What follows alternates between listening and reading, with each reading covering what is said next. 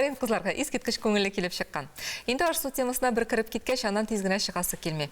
Қазанның танылған ашчыларынан бірсі Рамис Усманов ифтарға тауық рулет әзірлерге үйретір.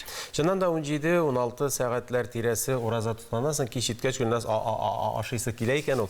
Хәм әнін деген әрізет табик тәмні тойла. Сәмсіз, бүгін біз тауық рулеті ясысыбыз.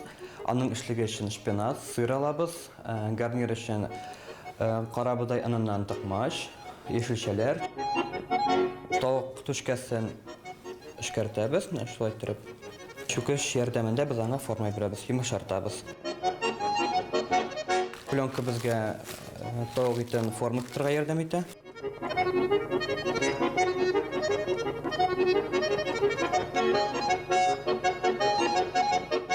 Қазір итебізні ішіліклерін алабыз. Аның үшін бізге шпинат керек бұла, и сыр. Қазір итебізні тұзлейбіз, бір ішлейбіз азырақ қана.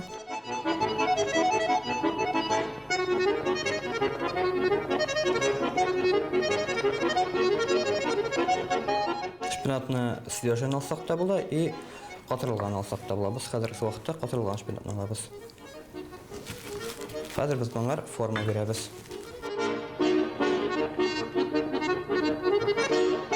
Қазір біз рулетімізді пешқа қоябыз.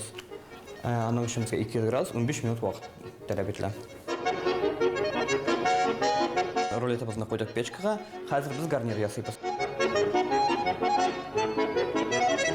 Ешушелер біздің тұрайбыз. Аның үшін бізге біріш керек бұла. Бір 20-30 грамм. Таш қабақ. Анда бір 20-30 грамм тұрайбыз. Қазір сельдерей алабыз.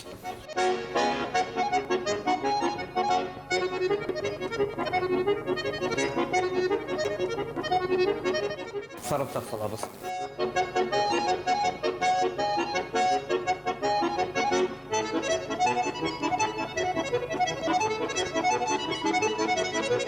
Қазір ешілшілері бізге өзіміздің тұқмашымызды салабыз.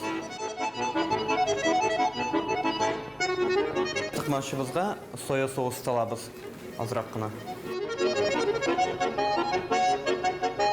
Гарниріміз әзір, тауығымыз да әзір, тауығымызды миштен алабыз. Рулетімізді кесебіз де табанға шығарға әзірлейбіз.